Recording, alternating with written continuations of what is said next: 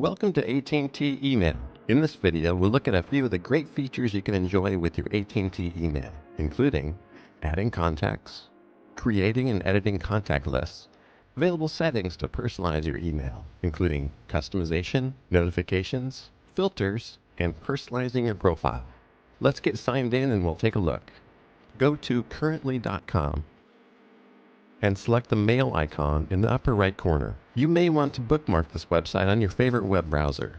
Please note, we're looking at desktop screens here in this video. Your mobile experience will appear a little different.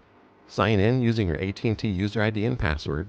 If you've forgotten your user ID or password, just select the appropriate link for help. Now that you're signed in, let's see how to create a contact. Just select the contacts icon in the top right of the screen. Select Add a new contact at the bottom right of the screen. Just enter the details of your contact.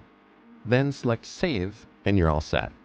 If you receive an email from someone you'd like to add to your contacts, open the email, mouse over the sender's email address, and select Add to Contacts. Enter the contact details and select Save. If you'd like to edit or delete a contact, select the contacts icon. Select a contact from the contacts list on the right of your screen. Then select the three-dot icon and choose Edit or Delete Contact. Make the changes if editing and select Save, or select OK if you're deleting a contact. An easy way to send emails to groups of your contacts is to create your own contact list. To create a contact list, select the contacts icon, select Lists, and select Create List. If you already have a contact list created, you'll see a drop-down menu here to add a new list. Follow the prompts and select Save, and there you go. If you'd like to edit or delete one of your contact lists, select Contacts, select Lists, select a contact list and choose Edit. Make changes, and then select Save. To delete a list entirely, select the three-dot icon, select Delete List. Confirm deleting the contact list by selecting OK.